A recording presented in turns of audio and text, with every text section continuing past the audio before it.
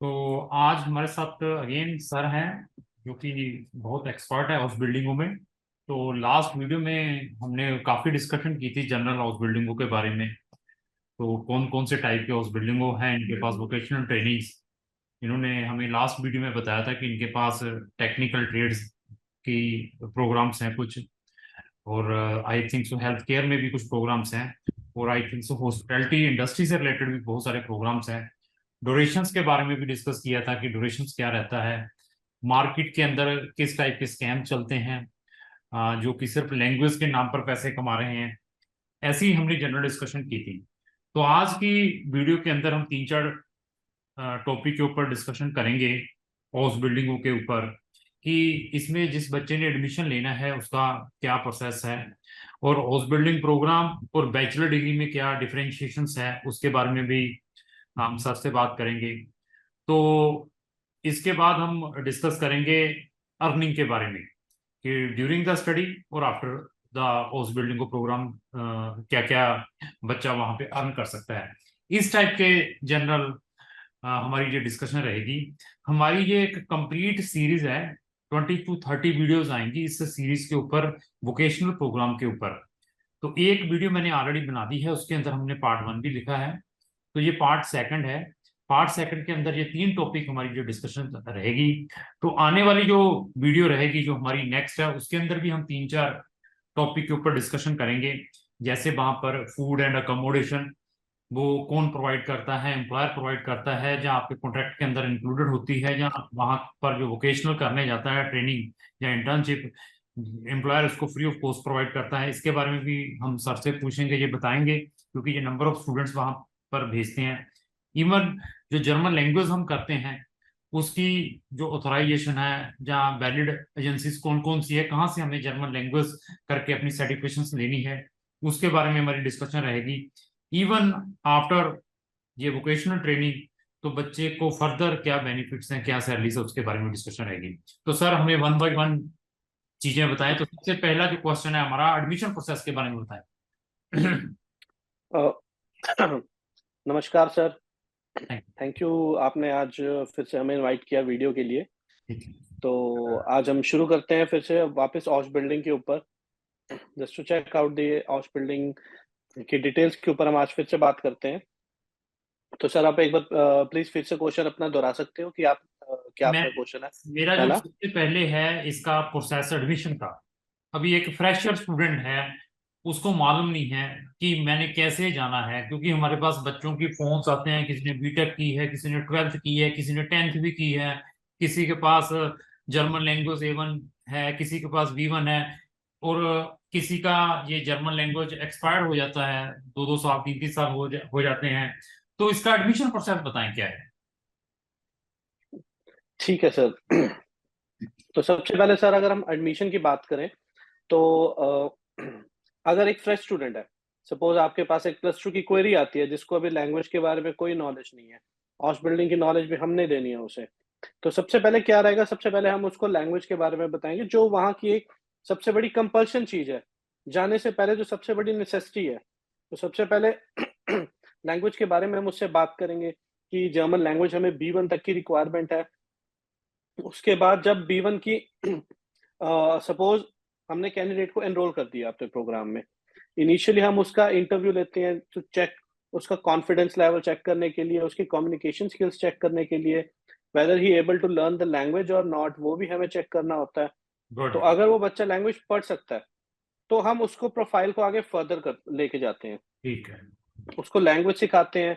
Language के बीच में उसको जितनी हेल्प रहती है, उनकी इंटरैक्शंस होगी, उनकी इंटरैक्शंस करवाते हैं हम वहाँ पे जर्मनी में, वहाँ का थोड़ा-थोड़ा उनको कल्चर सिखाते हैं, क्या कल्चर है, वहाँ पे क्या रहन-सहन कैसा-सा होता है, वो सब बताते हैं।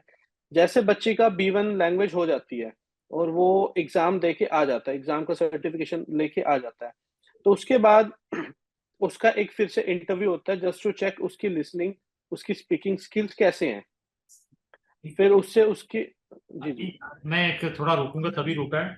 इसका जो इंटरव्यू लेते हैं, क्या आप लेते हैं या वहां का एम्प्लॉयर लेता है या वहां की इंस्टीट्यूशन लेती है, जो इसकी एबिलिटी स्पीकिंग चेक करनी होती है या कुछ भी चेक करना, तो वो कौन लेता है जब लैंग्वेज का वहाँ लेता है। लैंग्वेज के बाद वहाँ का इंस्टीट्यूशन लेता है सबसे पहले। ओके। वहाँ का इंस्टीट्यूशन बच्चे का इंटरव्यू लेगा, उसकी कम्युनिकेशन स्किल्स, उसको जर्मन समझ में आ रही है, वो बोल पा रहा है या नहीं पा रहा, एटलीस्ट एक बेसिक कम्युनिकेशन स्किल्स भी कर पा रहा है, वो चीज़ चेक होती हैं। ठीक है। जैसे उसकी वो चीज़ कंप्लीट होती है, फिर उसकी प्रोफाइल होती है सर्कुलेट एम्प्लॉयर के पास। ठीक है। अब सपोज़ कोई स्टूडेंट आया हॉस्पिटैलिटी का, जिसको होटल मैनेजमेंट के लिए जाना है, हम्म। तो वहाँ पे जो होटल्स हैं, जो ये हाउस बिल्डिंग प्रोवाइड करते हैं, उन उनके अंडर उसकी प्रोफाइल सर्कुलेट होगी। ठीक है। तो एम्प्लॉयर जब इंटरेस्ट दिखाता है, ठीक है। तो एम्प्लॉयर के साथ उसका फाइनल एक इंटरव्यू होता है, वो डेट्स फिक्स होती हैं। ठीक है। बट उससे पहले भी हमारी सिलेक्शन के बाद और एम्प्लॉयर के इंटरव्यू के बीच में हम बच्चे को प्रिपेयर कराते हैं हाँ, फाइनल यही इंटरव्यूज के हाँ, लिए। यही पूछना मैंने था कि क्या आप भी उसमें गाइडेंस प्रोवाइड करते हैं for the preparing the student for the interview, either वो इंस्टीट्यूशंस की है, आइदर वो एम्प्लॉयर की है, जहाँ कोई एम्बेसीज के अंदर है, उसमें आपकी भी हेल्प टोटल रहती है स्टूडेंट्स के ऊपर कि उसने। बिल्कुल सर। बिल्कुल सर, उससे पहले हम बच्चे को प्रिपेयर कराते हैं इंटरव्यूज के लिए, किस वे में कॉन्फिडेंस लेवल उसको चाहिए, किस वे में उसको वहाँ पे रिप्रेजेंट करना है अपने आप को, क्योंकि ये भी एक इंटरव्यू होता है। आप जॉब के लिए जा रहे हो, उस वे का इंटरव्यू होता है। क्योंकि एक +2 का बच्चा है, उसको नहीं पता कि एक प्रोफेशनली एम्प्लॉयमेंट के लिए इंटरव्यू कैसे देना होता है। ठीक है। कैसा ड्रेसअप चाहिए, कैसा बैकग्राउंड चाहिए, तो उस वे में उसको सब रेडी करवाते हैं। ठीक है। इवन फाइनल इंटरव्यू से पहले एक मॉक इंटरव्यू भी होता है, जो कि प्रॉपर जर्मन लैंग्वेज में होता है। ठीक ठीक ठीक ठीक ठीक ठीक।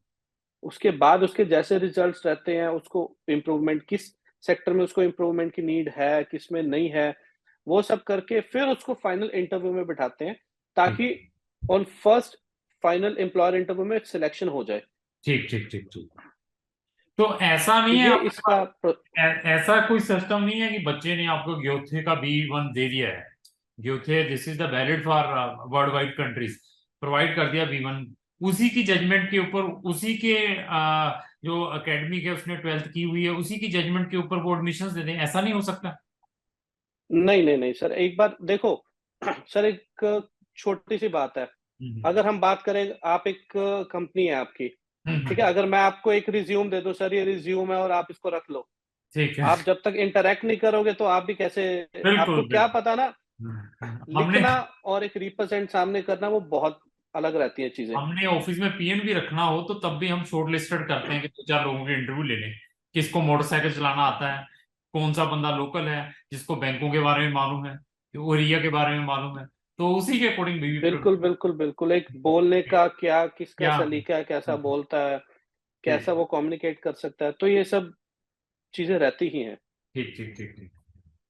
तो ये आपने फिर उसके बाद सर इंटरव्यू के बाद क्या होता है, जब इंटरव्यू एम्प्लॉयर सेटिस्फाई हो जाए या रिजेक्शन हो जाए, एम्प्लॉयर उससे सेटिस्फाई नहीं होता, तो देन क्या, सिलेक्शन हो जाए या रिजेक्टेड हो जाए, तो आगे फर्दर?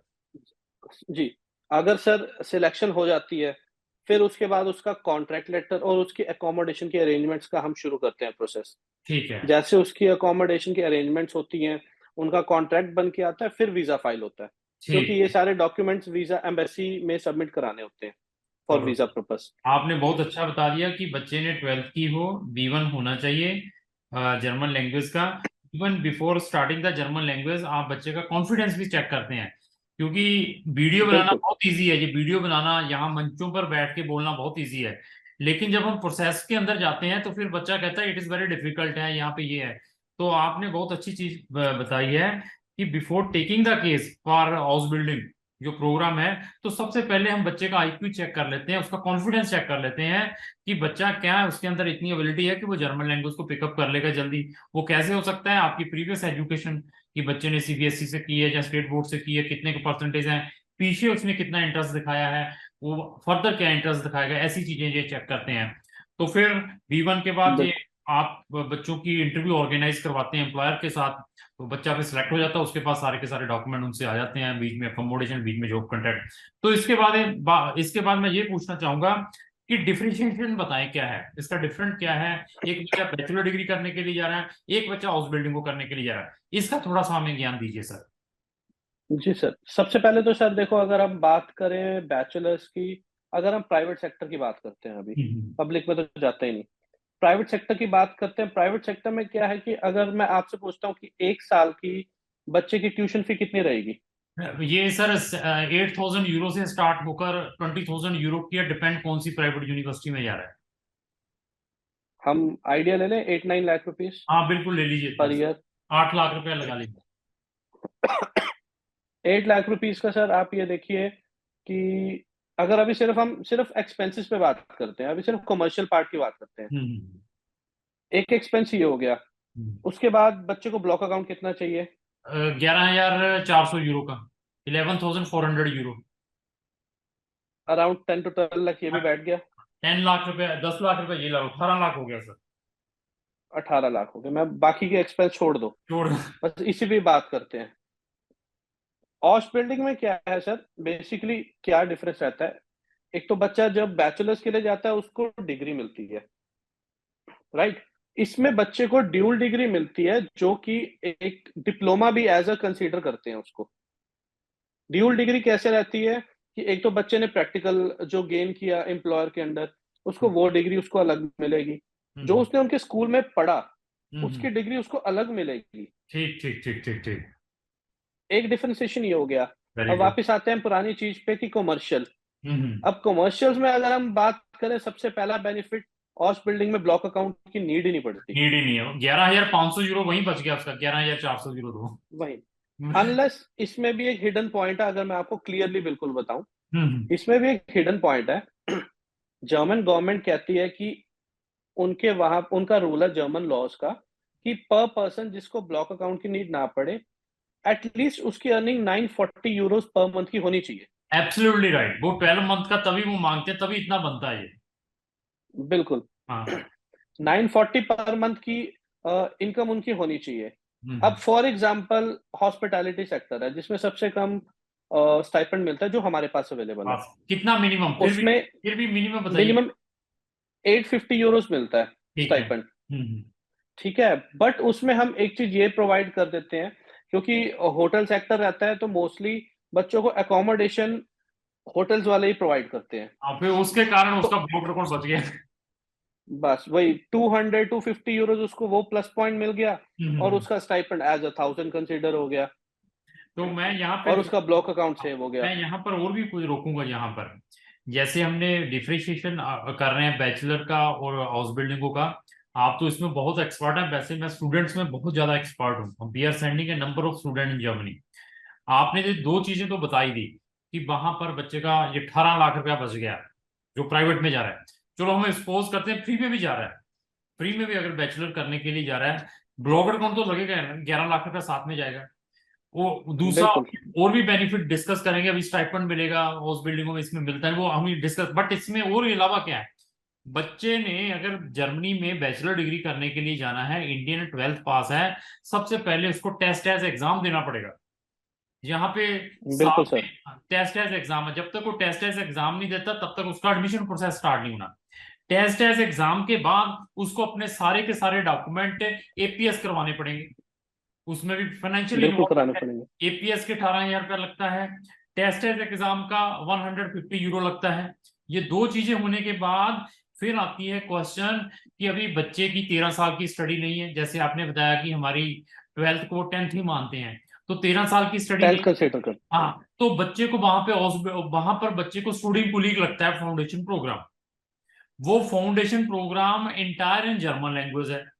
वो बच्चे को अगर राइट। उसने वो फाउंडेशन प्रोग्राम करना है तो उसको जर्मन लैंग्वेज B1 तक आनी चाहिए, अदरवाइज वो फाउंडेशन प्रोग्राम नहीं कर पाएगा। अभी जर्मन सीखने के लिए उसका पैसा भी लगेगा, तो जर्मन पैसा भी B1, लगेगा। तो वो भी फाइनेंशियल इन्वॉल्वमेंट है। पहले जर्मन सीखेगा, उसका टाइम कितना वेस्ट है। उसके बाद 1 साल का स्टूडिंग करेगा, स्टूडिंग करने के बाद उसको एंट्रेंस एग्जाम क्लियर करना पड़ेगा, देन उसको एडमिशन मिलेगा बैचलर में। बिल्कुल। दूसरा दूसरा ऑप्शन क्या है, ये एक ऑप्शन है, दूसरा ऑप्शन क्या है कि बच्चे की 13 साल की स्टडी ऑलरेडी इंडिया के अंदर है, तो तब उसको बैचलर में डायरेक्ट वहां पर इंग्लिश कोर्ट में मिल सकता है, लेकिन उसके अंदर मिल कंडीशन, सकता है। बच्चे के 70% मार्क्स होने चाहिए, टेस्टर्स होना चाहिए, एपीएस होना चाहिए। इतने लफड़े हैं। दो हाउस बिल्डिंगों में क्या सर, हाउस बिल्डिंगों में एपीएस होता है डॉक्यूमेंटों का? नहीं सर, उसमें सिर्फ एक हेल्थ केयर सेक्टर में होता है। हाँ, इसमें बाकी रिकॉग्निशन करवानी होती है, बाकी किसी सेक्टर में नीड नहीं वो पड़ती। देखो 18,000 रुपया भी बच गया बच्चे का, 18,000। अभी आते हैं बिल्कुल अर्निंग पॉइंट ऑफ व्यू में। एक बैचलर वाला बच्चा गया है, और अभी एक आपके हाउस बिल्डिंग में बताया, अभी और बताइए इसमें क्या बेनिफिट है। सर, सबसे बड़ा बेनिफिट ये है कि जैसे मैंने आपको बताया कि इसमें ब्लॉक अकाउंट नहीं लगता। बिल्कुल। क्यों? क्योंकि एम्प्लॉयर ऑलरेडी स्टाइपेंड आपको प्रोवाइड कर रहा है। ठीक है। तो ऐसा कोई सीन नहीं है। अगर आप बैचलर्स में जैसे जाते हैं बच्चे, तो उसमें भी 2 तरह का एक पार्टीशन होता है बैचलर्स में। हम्म। फर्स्ट एक होता है जो जर्मन लैंग्वेज सीख के जा रहे हैं कुछ लेवल की, हम्म। A1, A2। एक हम्म। होता है वो इंग्लिश में पढ़ने जाते हैं वहाँ पे। हम्म। ठीक है। और इंग्लिश में पढ़ने वालों को, बैचलर्स वालों को वहाँ पे सर्वाइवल में थोड़ी-सी दिक्कत आती है, क्योंकि उनको जॉब्स बहुत मुश्किल से मिलती है। मुश्किल मिलती है। क्योंकि लोकल लैंग्वेज नहीं है, उनको आती नहीं है। तो हम्म। उस चीज़ में वो उनको थोड़ा स्ट्रगल करना पड़ता है। ठीक है। और अगर हम इसके ऑपोजिट बात करें ऑस बिल्डिंग की, तो हम्म। यहीं से ही हम बच्चे का स्टाइपेंड लगवा के भेजते हैं। अच्छा। डे 1 जिस दिन से उसकी स्कूलिंग शुरू होती है, वहाँ पे ठीक। जिस दिन से उसकी ट्रेनिंग शुरू होती है, उसका हम्म। स्टाइपेंड का पीरियड शुरू हो जाता है। हाँ, तो मतलब उसको भी मिनिमम कितने मिलेंगे जी, अगर हॉस्पिटैलिटी सेक्टर में जाए? 800 समथिंग बताया था आपने यूरो। हाँ, हॉस्पिटैलिटी में मिनिमम 850 यूरोज़ रहता है। बाकी हम्म। डिपेंड करता है ट्रेड टू ट्रेड, किसी ट्रेड में 1000 भी है, किसी में 900 भी है, किसी में 1100 भी है। तो ये देखिए कि फ्रॉम द फर्स्ट डे जब क्लासेस स्टार्ट होगी तो इंडियन रुपीज में 70,000 रुपया ऑनवर्ड उसकी सैलरी स्टार्ट हो जाएगी। साथ में अकोमोडेशन फ्री में है, फूड फ्री में है, फूड भी है उसमें अंदर, शायद वो डिस्कस करेंगे अ, नेक्स्ट एक्टिविटी में। हाँ, बिल्कुल सर, बिल्कुल। ठीक ठीक उसके ठीक। उसके बाद उसके में आराम से एक बार तसल्ली से डीप तसल्ली से। डिस्कशन करेंगे। तो बहुत ही बढ़िया आपने डिफरेंशिएशन बताया है। अभी अर्निंग के ऊपर और आते हैं। जैसे आपने द ड्यूरिंग द ये ड्यूरेशन बता दिया है हॉस्पिटैलिटी सेक्टर की। इसका जो हॉस्पिटैलिटी सेक्टर का ये वोकेशनल ट्रेनिंग है, ये कितने पीरियड की है? ये 3 साल की है, 2.5 साल की है, 4 साल की है? ये 3 साल की रहेगी सर। ठीक इसमें है। अगर हम बात करें 850 यूरो से इनका स्टाइपेंड शुरू होगा। हम्म। थर्ड ईयर तक 1050 हो चुका होगा, अगर हम तो मिनिमम टू मिनिमम लेके ये चलें। मतलब बढ़ता रहता है साहब। ईयरली बढ़ता रहेगा। तो अभी उसका 3 इयर्स में ये प्रोग्राम फिनिश हो गया है, उसके बाद क्या वहां पर ग्रंटेड जॉब है? अगर ग्रंटेड जॉब है तो उसकी कितनी सैलरीज है आगे further after completion of this program? Sir देखो, डिपेंड करता है। देखो, अब मैं इस चीज पे अगर हम गारंटी की बात करें, हाँ हाँ हाँ। 99% जॉब श्योरिटी होती है। श्योरिटी होती है, ठीक है, वन बहुत। परसेंट का 1% का डाउट वहां पे होता है जहां ऑस बिल्डिंग प्रॉपर क्लियर नहीं हुई। हाँ हाँ, नहीं क्योंकि नेचुरली अगर काम मिलेगा।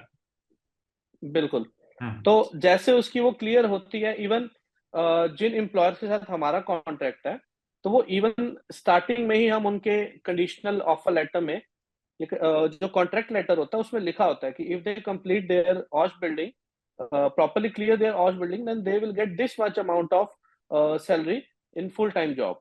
फिर तो भी वो मिनिमम टू मिनिमम हॉस्पिटैलिटी में मिनिमम टू मिनिमम 2200 यूरोस ओहो। पर मंथ की रहती है सैलरी। ठीक ठीक ठीक। तो अभी ये देखिए कि कंप्लीट होने के बाद बच्चा 1,60,000 रुपया, 1,60,70,000 रुपया महीने का कमा सकता है इस प्रोग्राम को।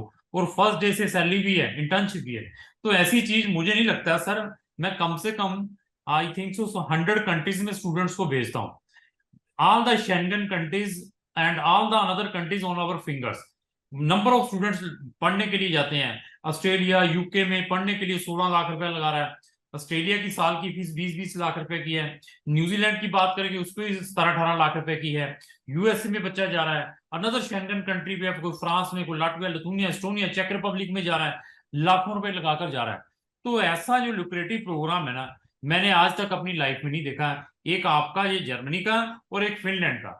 इन फिनलैंड का और जर्मनी में मैं कहूं कि ये तो समझो सामने ही सारा कुछ पड़ा हुआ है, जो बच्चे का एम है। आपने जैसे बताया ना, मेरा माइंड ये कर रहा है कि मुझे ये अपॉर्चुनिटी पहले क्यों नहीं मिली, हम जाकर ऐसा प्रोग्राम हमने क्यों नहीं इनकैश किया। ऐसा दिल करता है आपकी, जो आपने ये चीज बताई है। एग्जैक्टली सर, मैं जिस टाइम स्टूडेंट था, तो अब के टाइम में मैं भी यही चीज सोचता हूँ कि मेरे स्टूडेंट के टाइम पे अगर प्लस टू में मेरे को पता होता तो मैं भी निकल जाता, मैं भी चला ले। जाता। तो आज और बहुत ही बढ़िया एक ही है, मैं इस वीडियो के थ्रू मैसेज दूंगा हर पेरेंट्स को, हर बच्चे को जो लाइफ में स्ट्रगल है, कोई बेचारा मडियोकल है, रिच नहीं होते, या कुछ भी है, या कोई रिच भी है। सिर्फ अगर आप जर्मन लैंग्वेज वीवन तक कर लेते हैं कहीं से भी, हम भी करवाते हैं या कहीं से भी, तो दिस इज द इनकैशमेंट है उनके लिए। तो ये इनकैश करें जितना मैक्सिमम एब्सोल्युटली। करना है। तो और सर कुछ बताना चाहेंगे, क्योंकि नेक्स्ट वीडियो, आज वाली वीडियो तो हो गई है, ये सेकंड था, तो नेक्स्ट वीडियो का मैं टॉपिक फिर एक बार रिपीट कर देता हूँ। जो हमारी नेक्स्ट वीडियो आएगी, थर्ड जो हमारा एपिसोड रहेगा, उसके अंदर हम फूड एंड अकोमोडेशन के बारे में डिस्कस करेंगे, जो स्टूडेंट इस वोकेशनल प्रोग्राम में जाते हैं, as well as German language का जो एग्जाम दे लेते हैं, उनके लिए कौन सी वैलिड एजेंसीज हैं जहां का सर्टिफिकेट होना चाहिए B1 लेवल का। और थर्ड टॉपिक उसके अंदर हम जो डिस्कस करेंगे कि स्टूडेंट जब ये हाउस बिल्डिंग को कर लेता है तो उसके लिए फर्स्ट क्या है, फर्दर क्या है। तो ये 3 टॉपिक आने वाले टाइम में हम कवर करेंगे। और इवन अगर आपका भी कोई भी पॉइंट है या कोई भी क्वेश्चन है तो आप हमें कमेंट्स बॉक्स में लिख सकते हैं, तो उसका भी आंसर हम हमारे ये सर जरूर देंगे, क्योंकि इनको इसमें बहुत अच्छा एक्सपीरियंस है। तो सर और कुछ बताना चाहेंगे स्टूडेंट्स को और पेरेंट्स को? सर, पेरेंट्स को, स्टूडेंट्स को मेरी साइड से सिर्फ एक यही एडवाइस रहेगी कि देखो, अगर हम बैचलर्स के लिए जा रहे हैं, 20 लाख रुपीज स्पेंड करना एक मिडिल क्लास फैमिली के लिए बहुत डिफिकल्ट है। वो कहाँ से अरेंज करते हैं ये सर आपको ज्यादा पता है। हम्म। कहाँ से कभी लोन लेना, फाइनेंस पे उठाना, इंटरेस्ट वगैरह पे करना, तो वो एक बहुत डिफिकल्ट टास्क होता है पेरेंट्स के लिए भी। हम्म। और उसके बाद वहां जाके बच्चा पार्ट टाइम जॉब ढूंढेगा, मिले ना मिले कोई गारंटी नहीं है यहाँ से जाते हुए की। तो उस वे में हम सिर्फ यही सजेस्ट करते हैं कि सिर्फ 6 मंथ्स की एक मेहनत होती है लैंग्वेज के ऊपर। ठीक ठीक ठीक। अगर 6 मंथ्स की आपकी मेहनत है तो वो आपका 20 लाख का बजट कहाँ 4-5 लाख में खत्म हो जाएगा। सर फर्दर कैरियर भी बन जाएगा, पैसे तो है ही है। फ्रॉम द फर्स्ट डे लोग लाखों रुपए लगा के अपना बिजनेस स्टार्ट करते हैं। एक छोटी सी शॉप खोल ली हो ना इंडिया में, 10-15 लाख रुपए हम बिल्कुल लगाते हैं, बिल्कुल बिल्कुल। फिर भी कोई गारंटी नहीं है कि कस्टमर कल आ जाए।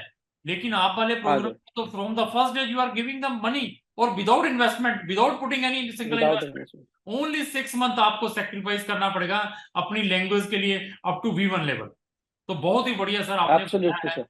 तो ये हम कम से कम 20 से 30 एपिसोड मैंने बनाने हैं सर इस प्रोग्राम के ऊपर, क्योंकि आपका जो नॉलेज है मैं उसको प्रेज करता हूँ, अप्रिशिएबल करता हूँ। Thank you sir. Thank you sir. धन्यवाद सर, थैंक यू।